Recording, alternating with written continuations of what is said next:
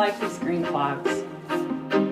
My last shot was a piece called Fake Weather. The next thing I knew, I had 90 gallons of fake snow on order. Okay, the kids are gonna love this. Let's just see what happens. 2, 3. In your eyes, that's hard. Let me see the backs of your hands. I live in Springfield, Missouri, middle of America.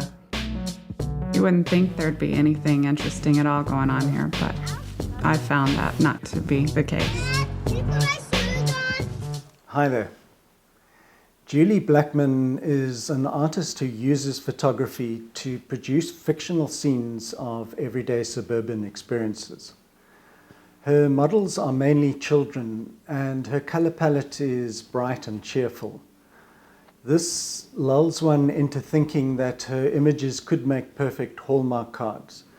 But there's always an undercurrent of otherness, similar maybe to a David Lynch movie. Looking below the colorful surface, there's a sense of unease, the potential for a problem or for the next moment to go completely pear-shaped. Perhaps the absence of caretaking adults is what appears in the nightmares of most mothers. She's lived in the same neighborhood in Springfield, Missouri her whole life. This generic town is a perfect inspiration for her work. It doesn't seem to generate very many dramatic events. She left college early and became a mother of 3, only picking up a camera again when she was 35. I didn't want to make just pictures that people like to look at. I wanted to say how I felt about our lives. Nostalgia is a strong theme in her work. When kids would ride bikes without helmets and climb trees without their parents freaking out. One isn't quite sure what her message is regarding parenting. It could be her own anxieties about being a less than perfect parent, or maybe it's a statement about the harmful consequences of child-centered helicopter parenting. I wanted to say something about the conflicting expectations of women in this child-centered culture. As much as people think the work is about the kids, it's not about the kids. It's the absence of the adults. The title Domestic Vacations came from basically, these little moments within the day where you're trying to escape the reality of where you are right then. And it's, we're so in that moment of living in the moment. You got to appreciate that. That's the buzz phrase of our times. And what I found is sometimes the key to surviving a day is to take yourself out of that moment. Sometimes it's the darkest moments in the day that make you laugh the hardest the next day. While studying, Blackmon had come across the work of photographer Sally Mann.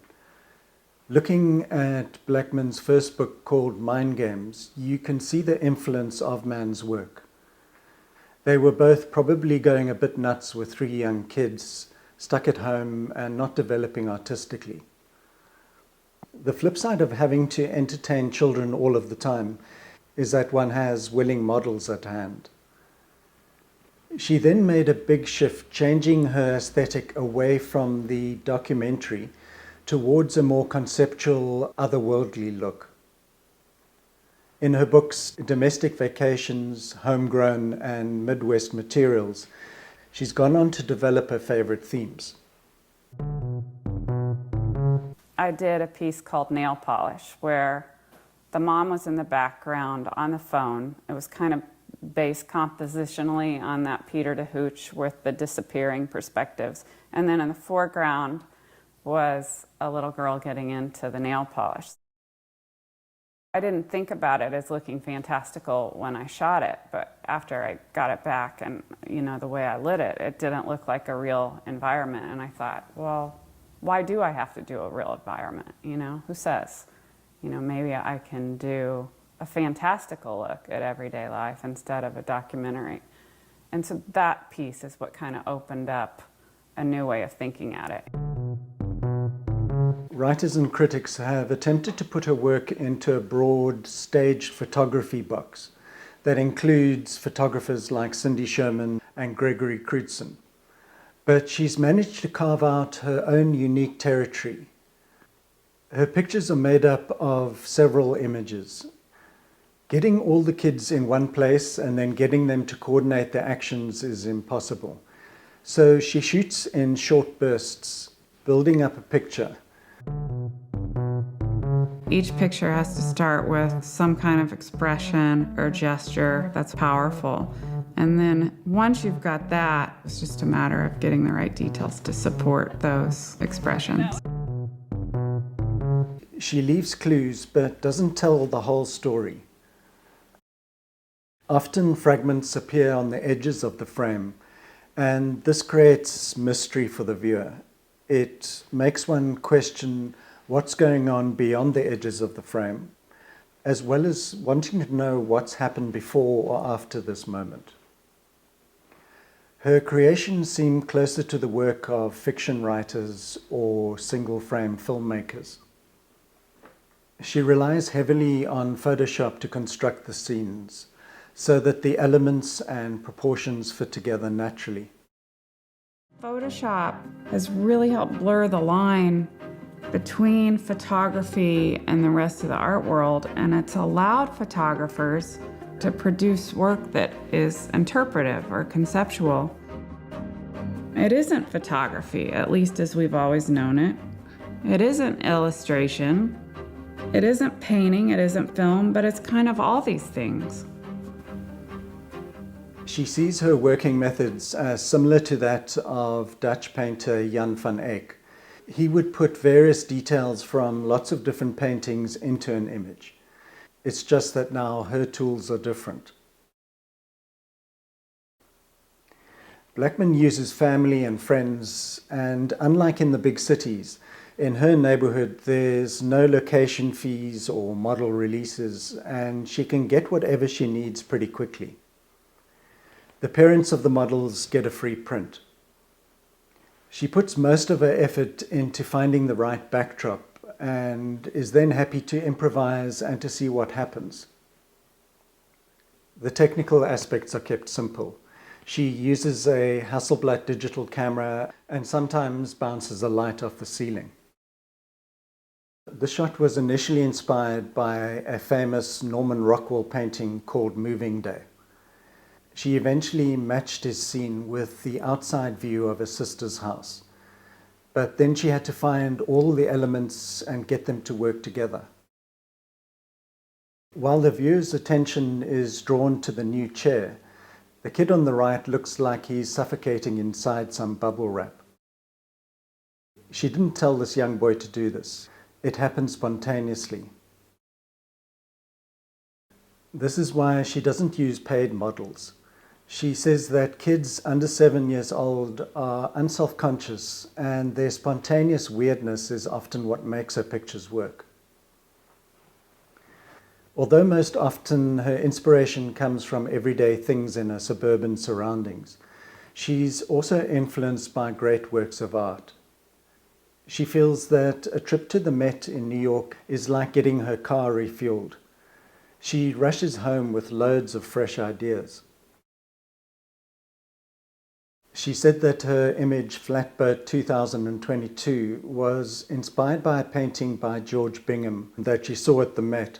It's called The Jolly Flatboatman.